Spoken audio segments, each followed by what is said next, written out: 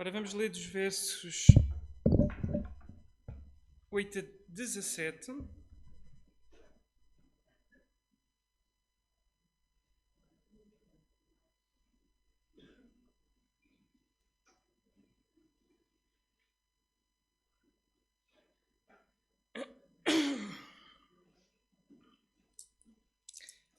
Romanos, capítulo 1, versos 8 até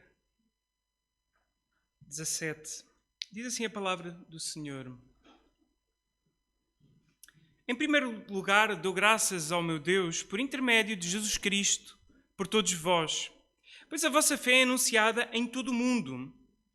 Porque Deus, a quem sirvo em espírito, no Evangelho de seu Filho, é minha testemunha de que, como sempre vos menciono, pedindo constantemente em minhas orações, que agora, de algum modo, pela vontade de Deus, haja boa ocasião para visitar-vos, porque desejo muito ver-vos, para compartilhar convosco algum dom espiritual, a fim de que sejais fortalecidos, isto é, para que juntamente convosco eu seja encorajado pela fé mútua, vossa e minha. E, irmãos, não quero que ignoreis que muitas vezes planejei visitar-vos, mas até agora tenho sido impedido para conseguir algum fruto entre vós, como também entre os demais gentios. Sou devedor tanto a gregos como a bárbaros, tanto a sábios como a ignorantes. De modo que, no que depender de mim, estou pronto para anunciar o Evangelho, também a vós, os que estáis em Roma. Porque não envergonho do Evangelho, pois é poder de Deus para a salvação de todo aquele que crê, primeiro do judeu e também do grego. Pois a justiça de Deus se revela no Evangelho de fé em fé. Como está escrito, o justo viverá pela fé. Vamos orar, irmãos. Eu pedia ao Zé se pudesse orar por nós, para que Deus nos dê entendimento da sua palavra e me guie a expor a mesma.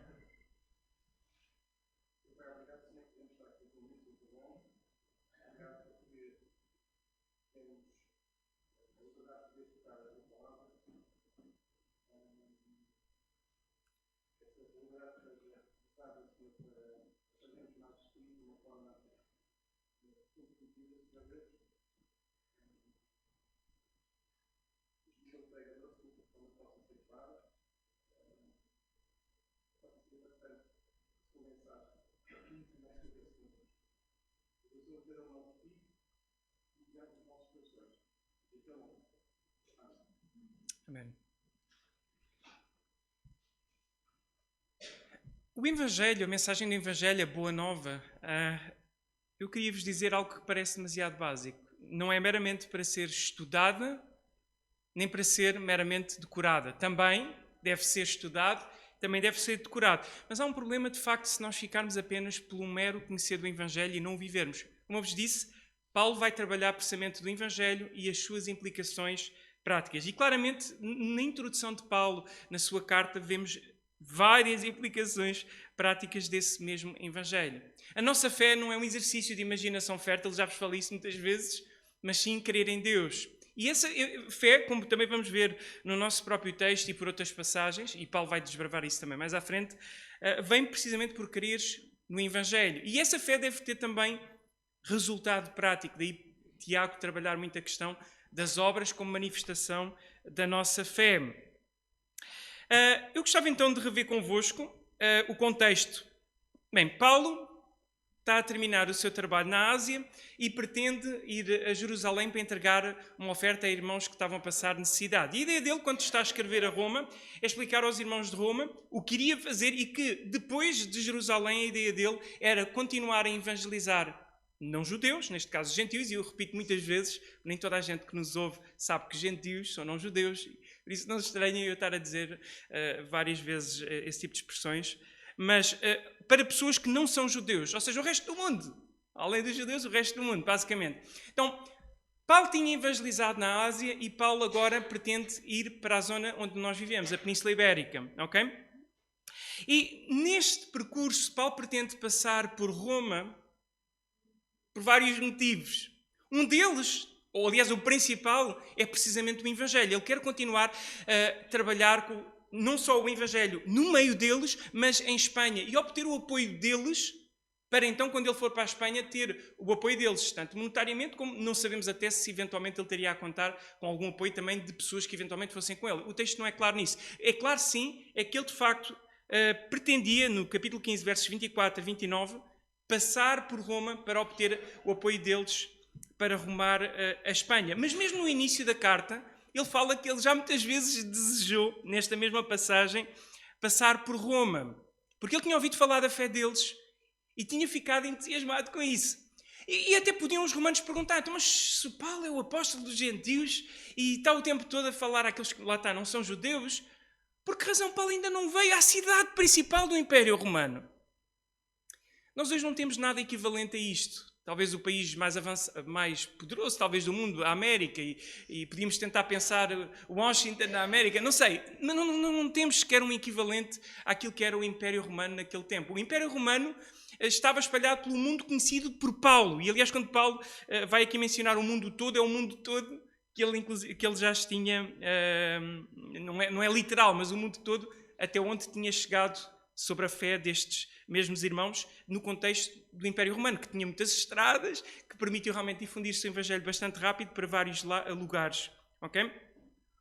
Então, a par deste objetivo missionário do apóstolo Paulo, e este é o grande foco do apóstolo Paulo, por isso ele plantou tantas igrejas, e nós precisamos recuperar este mesmo exemplo que temos no apóstolo Paulo, esta paixão evangelística, porque de facto Paulo, como eu vos li também a semana passada, várias vezes disse para seguirem o exemplo dele. Numas, como ele segue o exemplo de Cristo, e outras vezes ele disse sigam o meu exemplo e os que também que com ele trabalham, sendo exemplo para a igreja. Então, a atitude do apóstolo Paulo tem muito a dizer-nos sobre a nossa postura no mundo. Porque, na verdade, nós não somos chamados para, e isto é um bocadinho a desculpa de alguns, para ser testemunhas e assistentes, discípulos e assistentes.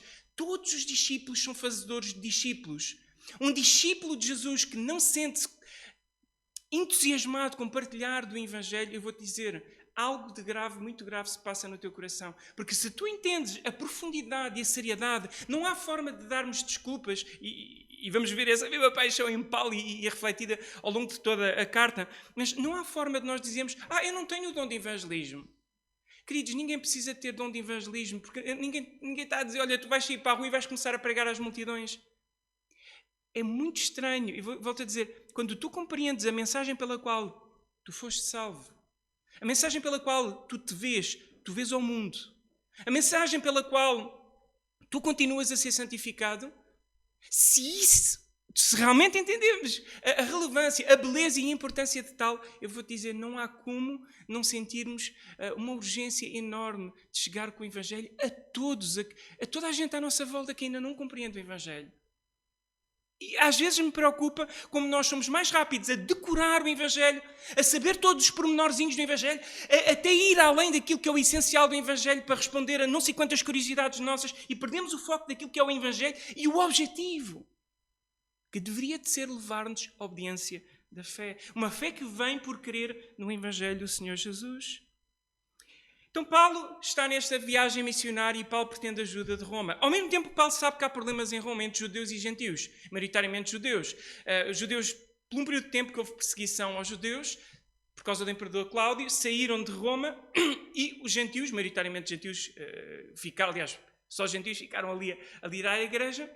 Quando voltam os judeus, e a igreja foi liderada durante todo aquele tempo por gentios, e maioritariamente ela era constituída por lá está, gentios não judeus, começou a haver ali alguns conflitos sobre determinadas práticas e, inclusivamente, judeus sentiam-se às vezes mais do que os gentios, porque foi por meio deles que veio o Salvador, e às vezes os gentios sentiam-se um pouco mais do que os judeus, porque os judeus rejeitaram o Salvador. E isso é desbravado ao longo da carta.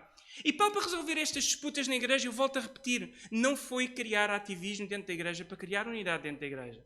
Ele prega o Evangelho e Romanos vai tratar do Evangelho e as suas implicações, não só para que eles estejam com ele nesta mesma missão de Paulo, para levar a boa nova a todos aqueles que ainda não conhecem o Evangelho do Senhor Jesus Cristo, mas ao mesmo tempo o próprio Evangelho deve ser o fator de unificação entre os crentes. A razão pela qual eu já, em duas vezes ou três Em sermões diferentes eu falei que não vem por ativismo, não vem por uma visão comum de política. É porque temos visto muitas vezes muitas disputas políticas, por exemplo, nos Estados Unidos. E eu vi que alguns pastores estão muito preocupados em trazer unidade à igreja, mostrando, irmãos, nós temos que nos aceitar uns aos outros, mesmo com visões diferentes. Unidade não vem por entendimento sobre política, queridos. A unidade vem por compreender o Evangelho. A política é outra história. E podemos debater isso lá fora. Mas o nosso foco tem que ser o Evangelho. Não é atividades, não é o nós passarmos a concordar em não sei quantas coisas externas fora, que nós vamos ter unidade. Nós podemos ter grandes discordâncias. Eu tenho discordâncias com bons irmãos aqui dentro sobre política e outras áreas, mas continuamos unidos. Porquê? Por causa do Evangelho. Não temos que pensar todos da mesma forma em relação a todos os temas. Mas temos que pensar todos da mesma forma em relação àquilo que é essencial do Evangelho. Porque é por meio do Evangelho que nós conhecemos a Cristo, cremos nele e somos salvos, como vemos na própria passagem. Então, Paulo escreve esta carta para preparar, antever a sua visita a Roma, e eles entendam a natureza do Evangelho que Paulo prega, não a deturpação que já diziam que Paulo andava a dizer. Paulo estava a ser contra as tradições judaicas e outras coisas, outras deturpações. Prepará-los para recebê-lo, ajudar no problema que havia entre eles e, ao mesmo tempo, então, eles estarem com ele nesta mesma empreitada para ir a Roma. Então, voltemos à nossa passagem e apenas recordando os versos anteriores. Nós estamos em Romanos e a semana passada demos 1 a 7 e hoje vamos dar do 8, não totalmente até ao 16, mas boa parte dele e já depois vão compreender porquê, ok? No 1 a 7 nós vimos que foi a saudação de Paulo. Quem escreve a quem? Paulo escreve aos Romanos e Paulo faz uma grande interrupção. Quando se menciona a ele fala como ele próprio se vê à luz do Evangelho. Para que eles sejam conectados com Paulo, que não conhecem Paulo, porque Paulo não esteve em Roma, não foi Paulo que fundou a igreja em Roma nesta altura. Foram pessoas que tinham ido a Roma a levar do Evangelho e Paulo ainda não tinha chegado a Roma. E Paulo, nesta mesma introdução, ao apresentar-se, ele apresenta-se em prol do Evangelho, como nós vimos. Ele apresenta-se, como nós vimos, como escravo do Senhor Jesus. E dentro dos escravos do Senhor Jesus, ele era um escravo com uma missão específica. Era um apóstolo, que significa, como nós vimos, um enviado, um mensageiro. Era um escravo que tinha uma mensagem para levar. E essa mensagem, como nós vemos, era do Evangelho era o Evangelho de Deus que é a respeito do seu Filho, Jesus, aquele que tinha sido prometido no Antigo Testamento e pelo qual todos recebemos graça e, ao fim e ao cabo, todos os dons e tudo o que Deus nos tem concedido por amor do seu Filho. E ele declarou de quem é este Filho que ele fala. É o Cristo, o Messias esperado pelos judeus, que é pleno homem e que é pleno Deus. Ok? E foi desse que nós falámos a semana passada. E ele diz que o objetivo dele e o chamado dele a ser um mensageiro desta mesma boa nova, qual era o objetivo desta mensagem? Fazer bonitos clubes cristãos que cantam bonitas músicas? Não. Memorizarmos o Evangelho? Não. Esse Evangelho deveria de provocar em nós fé, e essa fé deveria nos levar a sermos obedientes, como nós vemos no capítulo 1, verso 5. Por meio dele, neste caso de Jesus, recebemos graça e o apostolado por causa do seu nome. Como nós vimos, tudo centra-se na glória, neste caso, de Jesus, a fim de conduzir todos os gentios para a obediência da fé. Então esta é uma fé que tem que resultar em obediência. Uma obediência proveniente da fé. E ele então prossegue depois a sua dissertação. Primeiro a introdução dele, a saudação, e a seguir, como ele faz em várias cartas, ele começa por se apresentar, falar aos seus destinatários e ao mesmo tempo fazer uma oração de ação de graças, que é o que aqui acontece. E então ele começa a passagem com o primeiro ponto que ele próprio menciona. Em primeiro lugar, dou graças ao meu Deus, verso 8, por intermédio de Jesus Cristo, por todos vós, pois a vossa fé é anunciada em todo o mundo. Bem, primeiro ponto interessante a nós vermos na oração do apóstolo Paulo e neste momento de ação de graças, porque na oração muitas vezes nós conseguimos ver também muito o coração da pessoa e o que vai no coração da pessoa. E nós claramente aqui podemos ver o que vai no coração do apóstolo Paulo. O Paulo sentia-se grato pela fé dos irmãos de outras igrejas. Eu achei interessante porque o Augusto Nicodemos apontava isso no seu sermão também a este texto. Às vezes estamos tão centrados nas nossas igrejas, nos nossos cubículozinhos, nas nossas caverninhas, que pouco estamos preocupados com o que está a passar nos outros lados. Para mim tem-me alegrado, e às vezes já tenho compartilhado com alguns de vós, que me tem alegrado ao ver o que Deus tem estado a fazer noutros lugares, que não só aqui, em outros lugares, Deus tem estado a puxar pessoas para pregar a Bíblia de forma expositiva, a voltarem-se para as Escrituras. E eu fico animado. E tenho visto igrejas que têm tido grandes transições daquilo que eles acreditavam, da forma como eles explicavam as Escrituras, e em particular o Evangelho, e a forma de como vivem. Igrejas que eu conhecia de há muitos anos, que têm passado por grandes transições. E o apóstolo Paulo sentia-se muito alegre e dava graças pelo que estava a passar nas outras igrejas. Nós hoje, infelizmente, somos poucos, costuma-se dizer em Portugal, e muito divididos, infelizmente. E, bem, que nós tínhamos mais este espírito que havia no apóstolo Paulo. Uma igreja que o apóstolo Paulo não fundou, uma igreja que o apóstolo Paulo ainda não tinha estado, e o apóstolo Paulo, nas suas orações, incessantemente dava graças e sentia-se animado, porque só via em todo o mundo, entre aspas, é uma forma, como é que se diz... É uma forma... Agora estou a falhar a nome. É uma hipérbole, é um exagero. Não é real que o Evangelho tivesse chegado a todo mundo, porque se tivesse chegado a todo mundo ele não tinha que ir pregar, obviamente, aqui à Península Ibérica, e ele menciona isso no final da sua carta. Mas, de facto, em todo o lugar em que se tinha espalhado o Evangelho, a fé destes irmãos era conhecida. Então, algo de muito bonito estava a acontecer nesta igreja. A fé deles era uma fé que era conhecida. E agora fica estranho, porque carga d'água Paulo vai falar do Evangelho a alguém que teoricamente já criou alguma coisa. Eu vou-vos dizer, não poucas vezes isso acontece no Novo Testamento. Uma delas, inclusivamente, foi Priscila e Áquila a explicar com mais exatidão o Evangelho ao Apolo. E outras vezes teve que acontecer exatamente o mesmo. Provavelmente havia ainda coisas que não estavam a ser entendidas suficientemente claras nesta igreja. Aliás, por isso talvez também haver tantos problemas internos dentro desta igreja. E o apóstolo Paulo ainda assim entende que vai ter que levar o Evangelho até eles. Então, dou graças a Deus, a meu Deus, por intermédio do Senhor Jesus. Antes ele tinha dito que nós recebemos graça e apostolado por intermédio de Jesus. Ou seja, tudo o que tu recebes durante a tua fé é por causa do intermediador nosso, o nosso mediador, o Senhor Jesus. Tudo o que recebemos. Mas o Paulo, mesmo quando ele fala, quando se chega a Deus, quando se aproxima de Deus para falar e orar e dar graças a respeito destes irmãos, ele o faz novamente por intermédio do Senhor Jesus. Logo no início da sua carta, ele já começa a apontar aquilo que é central no Evangelho. Jesus, Jesus. Não um pastor, não uma personalidade muito conhecida dentro das igrejas, e sempre ao longo da história, igrejas históricas tendem a meter qualquer outra coisa no lugar de Jesus. Até nas igrejas reformadas, às vezes eu vejo ser mencionado mais vezes Calvino do que Jesus. E eu admiro Calvino, atenção. Foi um dos maiores homens de Deus na história, um grande expositor das Escrituras. Mas não é pessoa para estar a ser mencionada mais do que o próprio Senhor Jesus. Mas em todos os lugares há essa tendência. Então, Paulo diz que tudo o que nós recebemos, e já vimos isso nos versos anteriores, é por meio de Jesus e é para redundar na glória do nome do Senhor Jesus. E ao mesmo tempo, também quando nós nos aproximamos e oramos, é por intermédio de Jesus. E ele dá graças a Deus por estes irmãos, pela fé destes irmãos.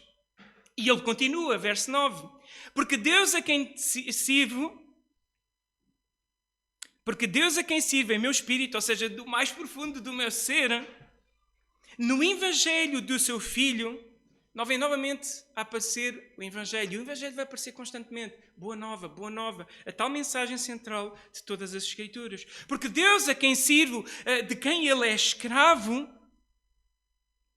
em meu espírito, ou seja, no mais profundo dele, no Evangelho do seu Filho, ou seja, na boa nova a respeito do Senhor Jesus, é a minha testemunha de que sempre vos menciono. Constantemente, Paulo, pelos vistos, mencionava estes irmãos, dando graças, e ao mesmo tempo ele dava graças pela fé deles, e ele ficava animado com o que estava a acontecer em Roma. Eu fico animado às vezes quando eu estou a ouvir que está a haver avivamento noutras partes do mundo, ou mesmo cá em Portugal, quando eu começo a ouvir uma igreja que está a ser transformada pelo Senhor, que está a amadurecer, e devemos ficar animados com isso. Mas não só ele fica animado por isso, como ele dá graças por isso, e ele diz, eu quero estar também convosco. Eu quero ser animado pela vossa fé e animar-vos também com a minha fé, que é o que ele vai dizer a seguir. Pedindo constantemente nas minhas orações, Paulo, um homem de constante oração, lembrava-se regularmente, e nós vemos isso em todas as cartas dele, ele orava muito pelos irmãos, mesmo por estes a quem ele não conhecia, por um lado com a ação de graças, mas ao mesmo tempo a pedir que agora, de algum modo, pela vontade de Deus, como diz o apóstolo Tiago, não digam que vou fazer isto ou aquilo. Se Deus quiser, faremos. Porque o apóstolo Paulo, a esta altura do campeonato, já entendeu, uma coisa são os nossos planos, outra coisa são os planos de Deus, e nem sempre são bem aquilo que nós pensávamos. Até eu em ministério tenho percebido isso, e vamos ver. Só. O meu apontamento agora desligou-se. Ok, já abri de novo.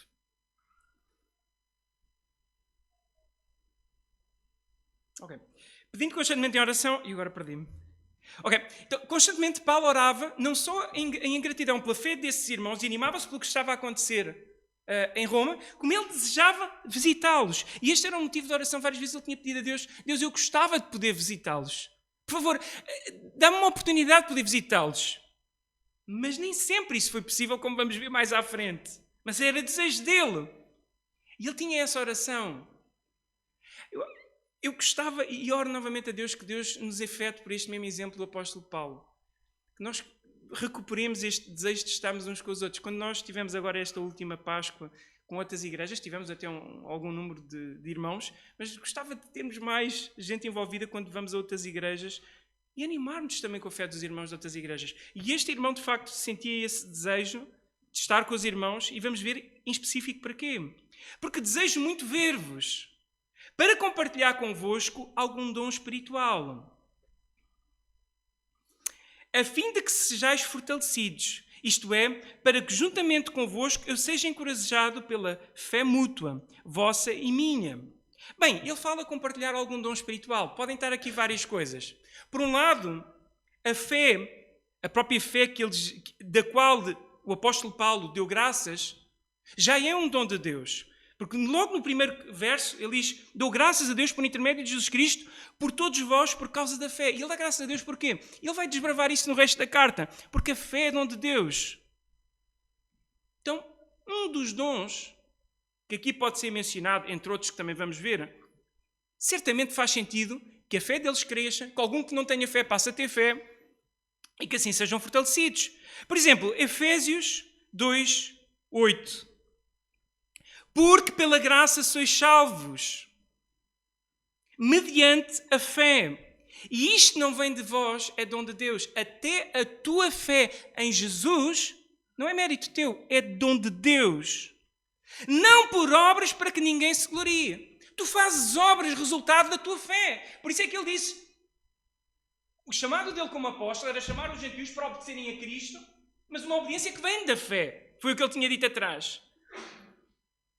Mas não é as obras que nos salvam. Reparem verso 8. Porque pela graça sois salvo, mediante a fé. E isto não vem de vós, é dom de Deus. A nossa fé é dom de Deus. E talvez por isso o apóstolo Paulo está a dar graças a Deus no início da nossa passagem, por causa da fé deles, porque é um dom que Deus lhes concedeu.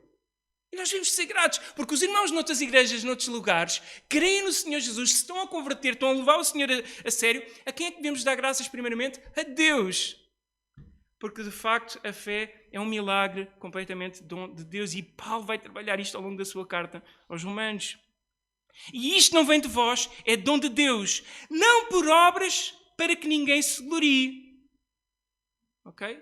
Não por obras. Aliás, as únicas obras que nos salvam e das quais nos podemos gloriar são as obras de Cristo, não as nossas.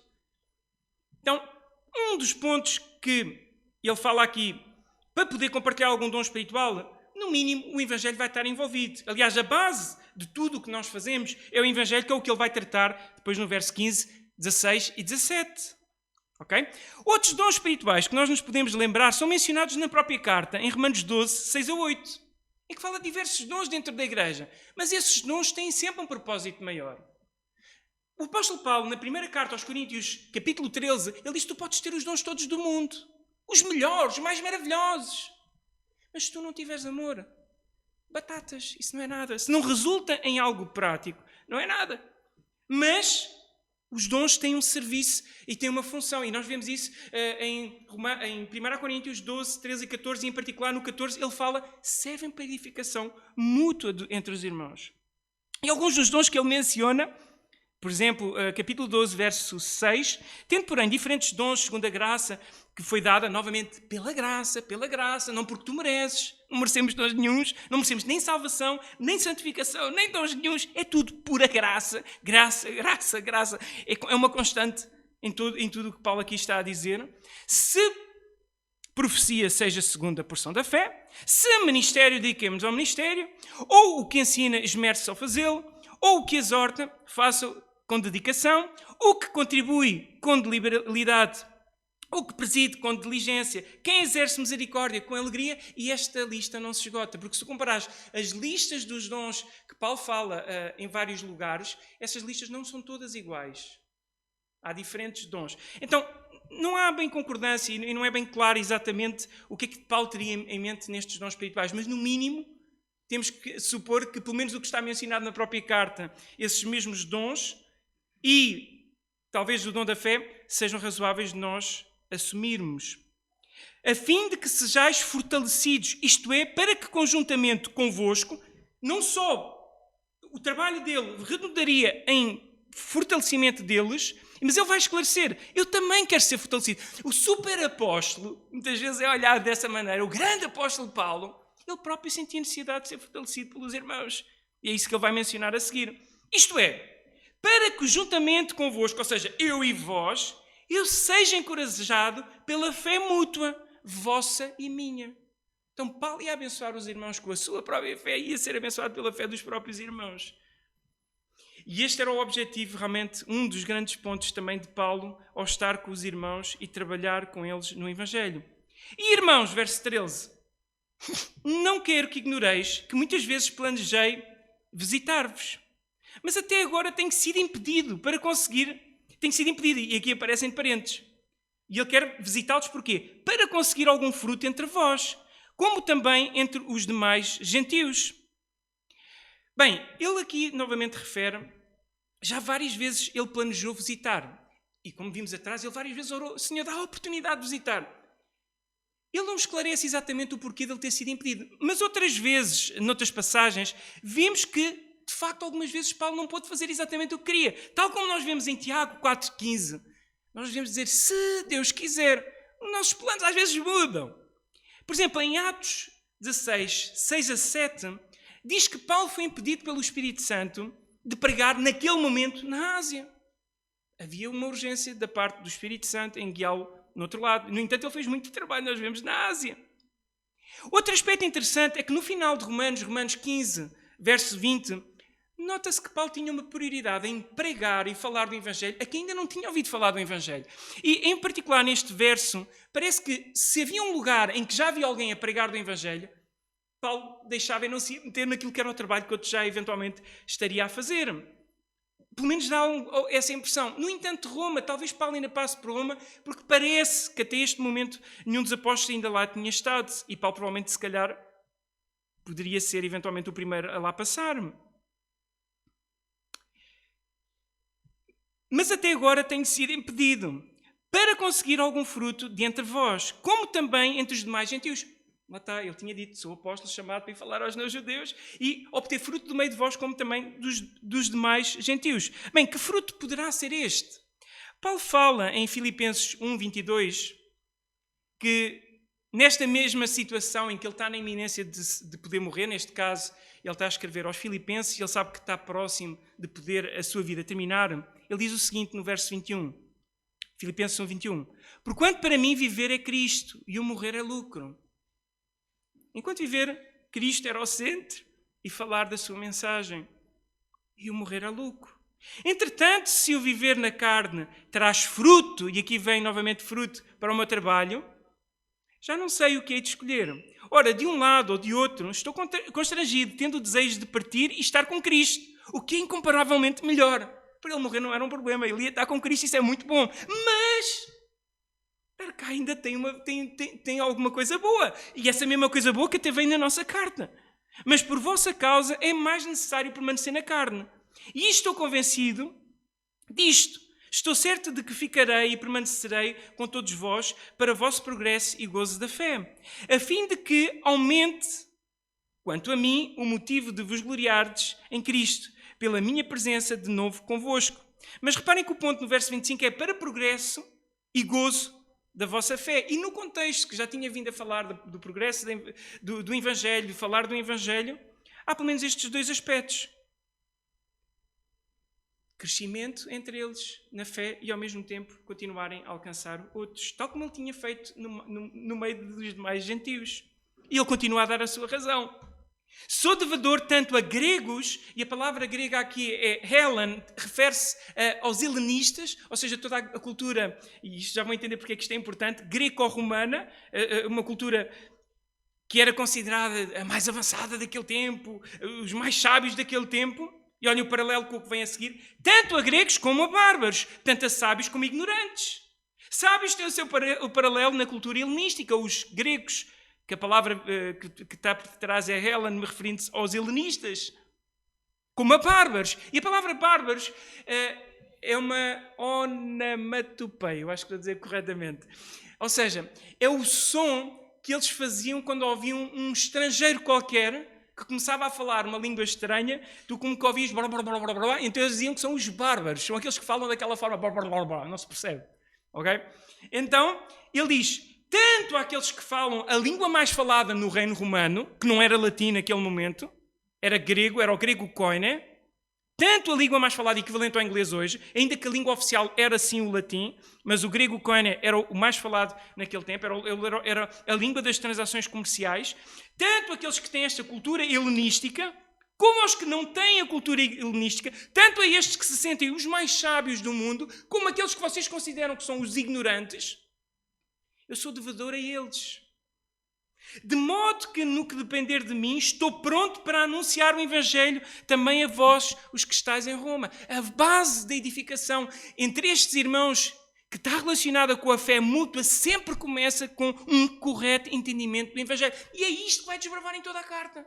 É o Evangelho, o Evangelho, o Evangelho. Em que ele vai explicar o que é o Evangelho e as suas implicações. A vós que também estáis em Roma. Porque não me envergonho do Evangelho, pois é poder de Deus para a salvação. E esta palavra tem um peso muito forte. Foi desta palavra que mais tarde vem a derivar a nossa palavra dinamite. Imaginem uma coisa muito poderosa e eles então chamaram dinamite a dinamite porque esta é uma palavra que tinha esse mesmo sentido e algo muito forte, muito poderoso. Porque não me envergonho do Evangelho, pois é o poder de Deus para a salvação de todo aquele que crê, primeiro do judeu e também do grego. Pois a justiça de Deus se revela no Evangelho de fé em fé. Como está escrito, o justo viverá pela fé. Bem, primeiro ponto. Ele não se envergonha desta mensagem. E alguns de vós podiam perguntar, mas por que razão ele havia de se envergonhar desta mensagem? Em 1 Coríntios 1, 18, dizia o seguinte: certamente a palavra da cruz é loucura para os que se perdem. Mas para nós que somos salvos, poder de Deus. Pois está escrito, destruirei a sabedoria dos sábios e aniquilarei a inteligência dos instruídos. Onde está o sábio? Onde está o escriba?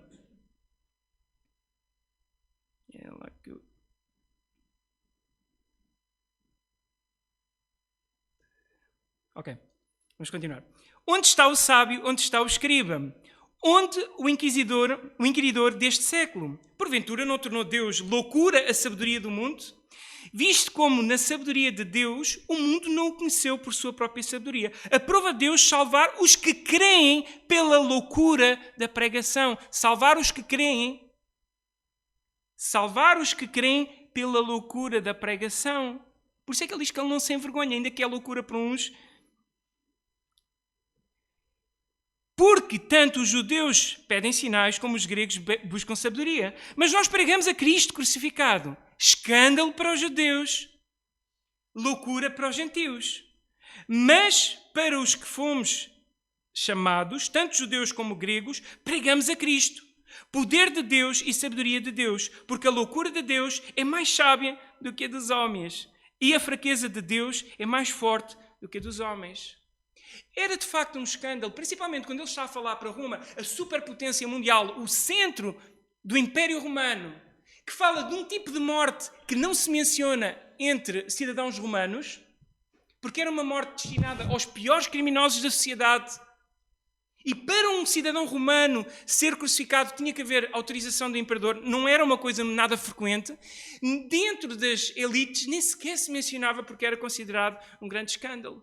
Como o grande Senhor, o Salvador da humanidade, aquele que era o Messias prometido do Antigo Testamento, vai morrer da forma mais vil. E o que o apóstolo Paulo está a falar, e ele vai desbravar ao longo da sua carta a centralidade de Cristo e afinal porque é que ele morreu dessa forma tão vil, ele diz, eu não tenho vergonha dessa mensagem. Eu às vezes fico a pensar, num tempo em que Paulo tinha todos os motivos para ter vergonha de uma mensagem que era estranha ao mundo, em que o seu herói morreu da forma mais vil, em que podiam dizer, então que herói é esse que morre com o pior castigo que existe? Cagando herói. E Paulo não tinha vergonha dele. E eu gostava que aqui parássemos por uns momentos. Por que razão hoje temos tanta vergonha de falar do Senhor Jesus? Eu não tenho, mas há muitos de nós têm, ou pelo menos até certa fase têm. Eu gostava que tu penses um pouco sobre isso.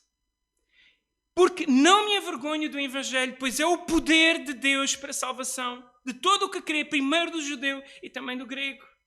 Este mesmo Evangelho, esta mesma mensagem sobre quem é Deus, sobre quem é o ser humano, o problema que há entre Deus e o ser humano e como ele é resolvido em Cristo, é poder de Deus para a salvação. Sabes, quando tu estiveres a falar de Jesus a alguém, e eu oro para que Deus ponha essa paixão, que vemos também no apóstolo Paulo, por falar de Jesus a outros, há aqui uma coisa bastante interessante, e este verso é bastante importante tu te lembrares nesse mesmo momento. Quando nós estamos a falar do Evangelho a alguém, vai haver uma grande tendência de pessoas começarem a fazer montes de perguntas. Mas se Deus é bom, se Deus existe, porquê é que ainda há mal no mundo? Então e os dinossauros? E extraterrestres? Então e porquê é que há mais livros e vocês não têm todos os livros da Bíblia? E será que a Bíblia não foi adulterada? Eu vou-te dizer uma coisa interessante. Eu estava, e aqui até vou dar o meu próprio testemunho, e a Brenda lembra-se desta situação. Eu estava com uma pessoa amiga, e a pessoa estava a fazer muitas dessas perguntas muito difíceis de ser respondidas. E algumas delas, muitas eu tenho respostas, mas muitas também não tenho. E algumas delas eu estava a dizer, olha, eu ainda realmente não tenho uma resposta para essa tua questão. Eu orava por dentro e perguntava, Senhor, ajuda-me a tentar perceber o que aqui está a passar, porque sempre que eu estou com esse amigo, ele fazia isso, constantemente estava a levantar outras questões. E eu percebi uma coisa que já me tinham alertado numa formação de evangelismo. Cuidado que quando tu estás a falar do Evangelho, vão-te puxar para tudo o que é secundário, para se desviarem daquilo que é a mensagem central do Evangelho. E o que eles falavam, e eu tenho notado isso na prática, é que é a mensagem do Evangelho que vai transformar as pessoas. Não é a tua discussão sobre a defesa da fé cristã, por exemplo, que as Escrituras são inerrantes. Claro, eu creio que as Escrituras são inerrantes. Claro, eu creio que as Escrituras são inspiradas. Claro, eu creio em não sei quantas outras doutrinas. Todas elas são muito importantes. Claro, podemos as debater. Mas o que vai transformar a vida das pessoas, e há pouco tempo ouvia o Daniel Wallace, um dos maiores académicos da atualidade, no Novo Testamento, e em particular a trabalhar na parte do grego, ele dizia mesmo isso, que eu inicialmente até fiquei chocado, porque são doutrinas muito importantes, mas ele diz, nenhuma dessas doutrinas vai salvar a pessoa. A pessoa vai ser salva única e exclusivamente por conhecer o Senhor Jesus e porque Deus coloca fé naquele coração. E Deus coloca fé naquele coração por meio do Evangelho. Paulo mais à frente vai dizer, como é que invocarão se não crerem nele? Como é que vão crer se não ouvirem quem prega? E como é que pregarão se não forem enviados? A fé é dom de Deus e vem pelo ouvir e o ouvir a palavra de Deus. E a forma, então quando eu estava com esse meu amigo em oração por dentro, eu perguntava, mas porquê é que ele está sempre a fazer este tipo de perguntas? Parece que é tão pouco produtivo as conversas com ele. E eu percebi, para Filipe, não te distraias mais, vai ao ponto. Então eu a certa altura, e a Brenda lembra-se disso, e ele não estava à espera, eu disse, olha fulano tal, para com isso. Isso continua a ser formas para tu te desculpares e fugires de Deus. Tu concordas que o homem é pecador? E ele, sim. Tu concordas que Deus é perfeito? Sim. Tu concordas que tu não podes entrar no céu sendo tu pecador e cheio de pecados? Sim. Como é que tu resolves esse problema? Eu disse, fulano tal, isto na tua vida não está bem e tu continuas de forma errada. E arranjas todas as outras desculpas para fugir disso. Arrepende-te. Irmão, Irmãos, queridos, é isso que é a mensagem do Evangelho, é expor quem é Deus, quem é Cristo, e pôr-lhes o problema, como é que tu vais resolver? Porque tu tens muitos problemas da tua vida e eu também os tenho, mas eu sei como os resolvi. E pelo Evangelho nós vemos em Romanos, em Cristo. Mas o problema é se os outros entendem isso. E foi isso que eu desbravei com ele, na altura, e ele ficou logo em sentido, ele não estava à espera disso. E em vez de continuar a distrair-nos com debates intermináveis sobre coisas terciárias, eu fui ao Evangelho, porque é o Evangelho que transforma. É através do Evangelho quando Deus, aliás, o Espírito Santo, através do Evangelho, suscita fé nos corações. Por isso, às vezes nós perdemos. É como, por exemplo, tu tens alguém no teu trabalho que tem, sei lá, que é um mentiroso compulsivo, que é ladrão, que é homossexual, que é um adúltero, que é, sei lá, que é qualquer outra coisa. O teu primeiro objetivo não é tentar tirar dele o adultério, nem convencê-lo que adultério é mau, nem que mentir é mau. Tu podes trazer boa moral às outras pessoas e elas não se convertem por isso. E não vão ser salvas apenas por adquirirem novas morais na sua vida que eles não tinham. Elas vão ser salvas por compreender quem é Deus, quem somos nós, o problema que há entre Deus e nós e como Ele é resolvido em Jesus. Única e exclusivamente. E vou-te dizer, é isto que é maravilhoso e é isto que é impressionante. É que a mensagem do Evangelho é tão simples e tantas vezes eu já a tenho exposto. E nem sempre a ficha cai. Cai quando Deus faz aquilo que é o tal grande milagre. Por isso é um dom de Deus. Centra-te no Evangelho, irmãos. Vais ter muitos amigos a querer debater não sei quantas outras coisas. E eu durante anos debati com familiares meus, tentar tirar deles as crenças deles em várias coisas. Porque eles acreditavam noutras coisas. E eu percebi, quando era mais novo, levá-los às Escrituras. Vamos ver com eles com o que é que nós concordamos. Concordamos quem é Deus, concordamos quem é Cristo, concordamos o nosso problema entre... Não, concordamos quem é Deus, concordamos quem somos nós, concordamos entre o nosso problema, entre nós e Deus. Deixei-os um bocado em conflito. Como é que tu resolves esse problema? Leve-os a Cristo. Uns creram, outros não. Mas os que creram em Cristo automaticamente largaram todas as outras coisas. Sejam quais elas forem. A partir do momento que tu entendes o Evangelho e o teu coração começa a ser transformado, tu começas gradualmente a largar todas as outras coisas. Por isso a nossa prioridade não é convencer os outros a adquirirem boa moral. Ainda que sim, que isso também é importante, obviamente, mas não é a nossa prioridade, de facto, é expor o Evangelho. Mas não tem mal, obviamente, explicar que mentir é mau, adultério é mau, mas isso é fácil de levar os outros a concordar. Já tem sido, já algumas vezes eu tenho tido conversas. Mas aqui o ponto é o Evangelho. Durante anos, eu debati com pessoas que não eram crentes. Se Deus existia, se não, como é que cremos em Deus, se as Escrituras são verdadeiras, se não, se o Gênesis é mesmo verídico ou não. E tive múltiplos debates sobre tudo isso. E eu passados muitos anos é que eu comecei a ver. Constantemente, aparentemente, eu estava a falar de Deus às pessoas e não estava. Eu estava a debater vários pontos interessantes, mas não aquilo que é central do Evangelho. Quem é Deus? Quem é o ser humano? O problema que há entre Deus e o ser humano, como ele é resolvido em Cristo. Se na tua conversa com outra pessoa tu não... sais de lá assim que a pessoa entenda quem é Deus, quem é ela, o problema que é entre Deus e ela e como esse problema é resolvido em Cristo, eu vou-te dizer, gastaste o teu tempo. Porque não me envergonho do Evangelho, pois é poder de Deus para a salvação de todo aquele que crê. Primeiro judeu, e realmente a fé veio primeiro aos judeus e depois de todos os que não são judeus, o grego, ou seja, os da cultura helenística. Pois a justiça de Deus se revela no Evangelho, de fé em fé. E ele vai tratar isto em Romanos de uma forma magistral e muito bela. Porque a justiça de Deus se revela no Evangelho, de fé em fé. Como está escrito, o justo viverá pela fé. E isto é tópico para outro sermão. Senão íamos ficar aqui mais uma hora só por causa destes 2 versos. Não é de obras em obras, ainda que as obras são resultado da nossa fé. Mas a base é a fé produzida por nós compreendemos o Evangelho e que resulta em obras, como nós vimos na semana passada, no capítulo 1, verso 5, a fim de conduzir todos os gentios para a obediência da fé. Então é uma obediência, são obras, resultado da fé. Bem, estamos a terminar. Eu oro para que Deus nos ajude a ver este bom exemplo de Paulo e a focar naquilo que é importante. É fácil nós nos distrairmos com tantos afazeres na nossa vida. O nosso curso, o nosso trabalho, os nossos filhos, a nossa esposa, a nossa casa, o nosso carro. Irmãos, tudo isso vai ficar... Tu não vais durar muito tempo. A Bíblia fala que nós não temos mais do que 120 anos nesta terra. Ninguém vive mais do que 120 anos. E a esperança média de vida em Portugal anda para aí à volta dos 80 e tal anos. E isto preocupa-me, porque eu sou bem mais velho que a Brenda. Então ando a tentar ter cuidado de saúde, que é para estar com ela mais tempo. Logicamente, já vi que a minha esperança média de vida é inferior à das mulheres. Isto preocupa-me. Mas o que eu te quero dizer é que, amados, a maioria de nós não vai viver muito mais do que 80 e poucos anos. Se a tua carreira é tudo o que está na tua vida, se os teus filhos, se os teus pais, se o teu esposo, se a tua esposa, se a tua profissão, se isso é tudo o teu foco, irmãos, é um investimento muito pobre. Todo o foco do apóstolo Paulo, e não digas, o apóstolo Paulo que era o super apóstolo, porque era chamado ao ministério. Não, irmãos, esta é a visão que todos devíamos ter. Uma paixão pelo aquilo que é central, aquilo que é eterno. Tu não vais levar o teu curso para o céu. Tu não vais levar a tua carreira profissional para o céu. Tu não vais levar os teus bens para o céu. Tu nem sequer consegues levar por ti os teus filhos, o teu esposo para o céu, ou a tua esposa, ou os teus pais. Tu não és capaz disso, a não ser falando do Evangelho e Deus operando nos seus corações. A única coisa que vai connosco para a eternidade são as vidas que se vão convertendo.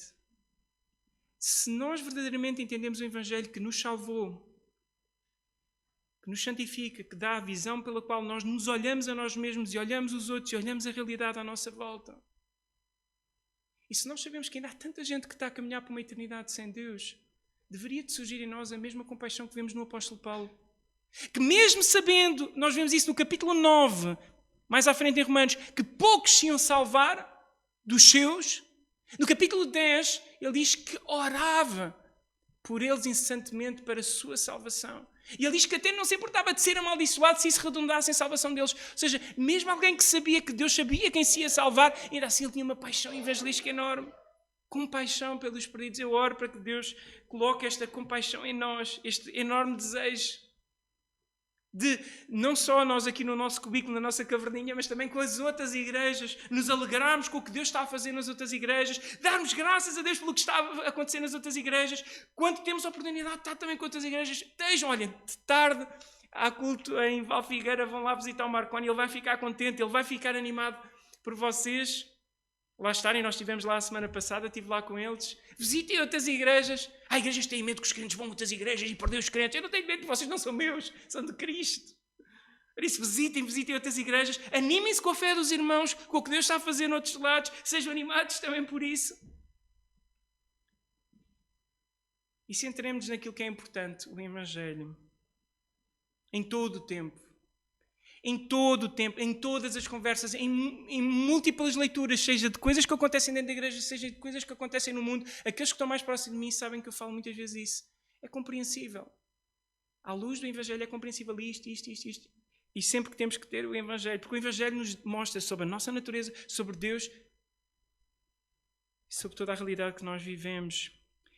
Eu gostava só de terminar por vos lembrar o sermão escatológico em Marcos. Podem abrir, mas eu vou só referir por alto. Marcos 14. Em Marcos 14, 5 e 23, e estamos mesmo a terminar. Marcos faz um alerta. E Marcos terá escrito para os irmãos em Roma.